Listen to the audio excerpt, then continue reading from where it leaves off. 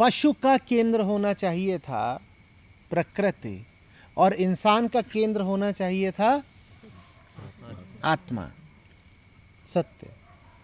लेकिन इंसान ने भी अपना केंद्र या तो प्रकृति को बना लिया है, प्रकृति माने जिस्म, या फिर इंसान ने अपना केंद्र बना लिया है मन को, मन माने समाज। तो जिस हद तक इंसान ने अपना केंद्र प्रकृति को बना लिया है, इंसान को भी क्या कहा जाना चाहिए? जानवर। और ज्यादातर लोग ऐसे ही घूम रहे हैं जिन्होंने अपने आप को आत्मा का केंद्र नहीं दिया है, उन्होंने अपने आप को प्रकृति का ही केंद्र दे दिया है। आप गलत नहीं कहेंगे अगर आप कहें कि ऐसा इंसान पशु ही है। ऐसे इंसान को आप कैसे पहचानेंगे? वो वही हरकतें कर रहा होगा जो जानवर करते हैं। जानवर क्या करता है? जानवर दिन भर पेट के पीछे व्याकुल रहता है। महादेव मंदिर में आज मैंने बंदर देखे, छोटे बंदर, बड़े बंदर, बंदर और बंदरिया, और सब काहे में लगे हुए थे? खाने में। बंदर दिन भर क्या करता है? वो खाने का ही बंदोबस्त करता रहता है। तो जो आदमी दिन भर बस खाने का बंदोबस्त कर रहा हो उसको क्या कहना चाहिए? जानवर। क्योंकि बंदर भी तो दिन भर यही करता है। बंदर कोई बैठ करके उपनिषद बाँचता है? तुमने किस बंदर को देखा कि वो खाने के अलावा किसी और उद्यम में रत हो?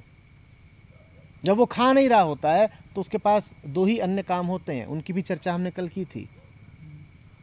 या तो वो सो गया होता है या फिर वो काम वासना में रत होता है, और अगर उसे कोई चौथा ही काम पकड़ना है तो लड़ाई झगड़ा पकड़ लेगा कि एक बंदर दूसरे बंदर को खींच दिखा रहा है, डरा रहा है। इसके अलावा बंदर का कोई काम देखा है? खाना, लड़ना, सोना और बंदरिया का पीछा करना। तो जो इंसान जीवन में बस यही काम करता हो कि खाने का उपाय कर रहा है, नहीं तो सो रहा है, नहीं तो लड़ रहा है, नहीं तो बंदर बंदरिया का खेल खेल रहा है, उसको क्या कहना उचित होगा? जानवर ही कहना उचित होगा।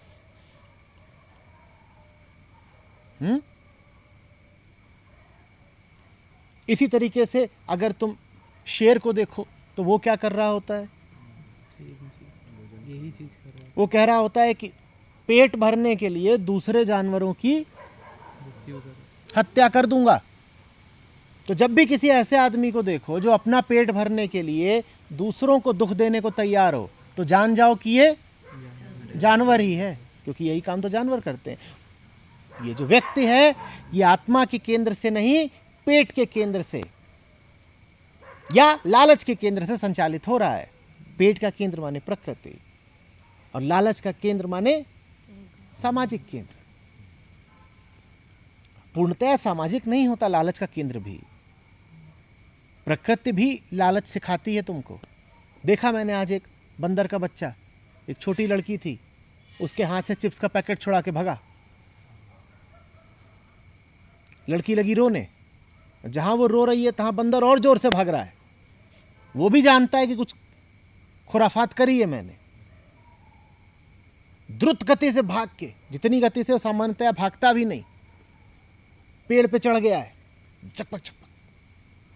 देख भी नहीं रहा कि हाथ में क्या है। कह रहा है पहले जरा इसको सुरक्षित कर लूं, फिर देखूंगा हाथ में क्या है। और फिर वहां ऊपर एक ऊंची शाख पर बैठ करके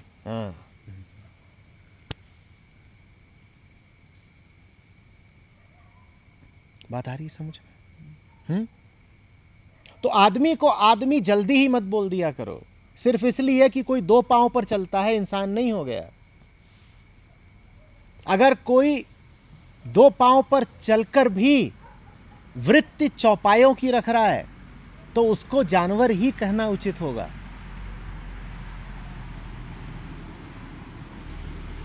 बात आ रही समझ में? देखो कि कोई जानवर की तरह ही जमीन के लिए लड़ रहा है तो फालतू ही उसको तुम इंसान कहोगे। इंसान कहना ठीक नहीं। जानवरों में होती है जमीन को लेकर, क्षेत्र को लेकर बड़ी प्रतिबद्धता, बड़ा जुड़ाव, बड़ी आसक्ति।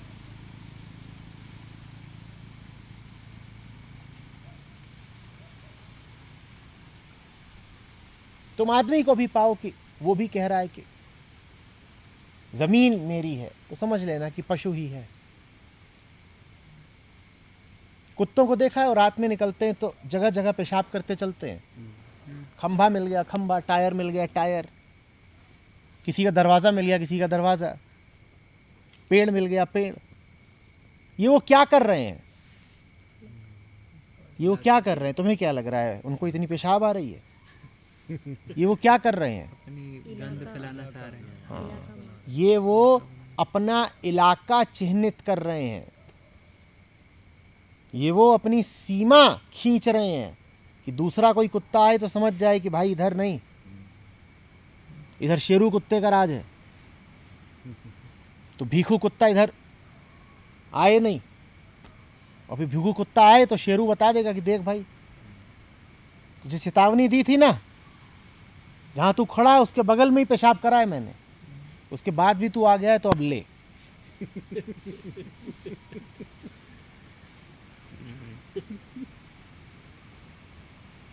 समझ में आ रही है बात?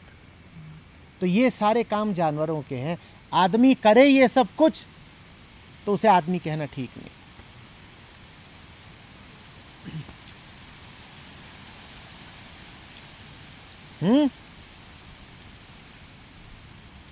अभी मुझे जरा अपराध बोध हो रहा है, मुझे लग रहा है कि मैंने कुत्तों को व्यर्थ ही बोल दिया।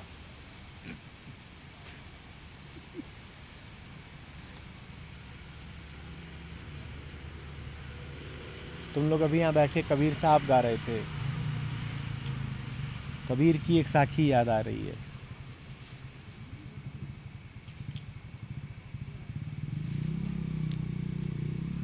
कबीर कहते हैं, कुत्ता कामी 4 दिन अंतर रहे उदास। कुत्ता कामी 4 दिन अंतर रहे उदास। उदास से अर्थ है उदासीन, इनडिफरेंट। साल में कुछ दिनों के लिए कुत्ते पर काम का आवेग चढ़ता है। 4 दिन नहीं, मान लो 4 हफ्ते, मान लो 2 महीने, कुत्तों का मौसम आता है, और उस मौसम में ही वो कामातुर हो जाते हैं। तो उस मौसम को लेके कबीर साहब ने कहा है, कुत्ता कामी 4 दिन अंतर रहे उदास। उन 4 दिनों के अलावा वो काम के प्रति उदासीन रहता है, काम की ओर देखता ही नहीं। और उसके बाद उन्होंने आदमियों की बात की है, कहते हैं, कामी नर कुत्ता सदा 6 ऋतु 12 मास। कामी नर कुत्ता सदा 6 ऋतु 12 मास।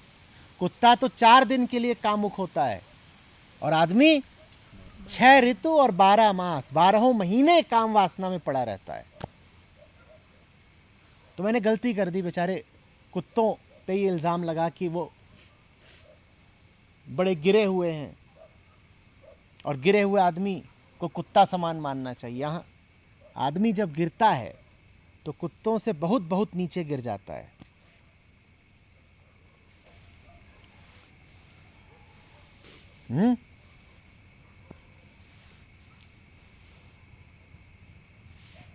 कुत्ता किसी कुतिया को बांध के तो नहीं रखता ना, कि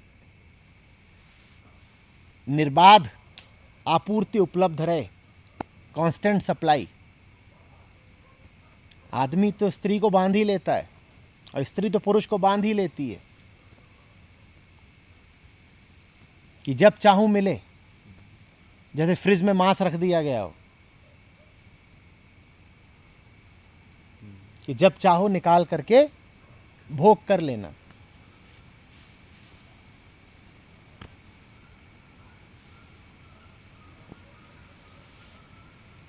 अब तुम जानो कि आदमी पैदा होना सौभाग्य है कि दुर्भाग्य।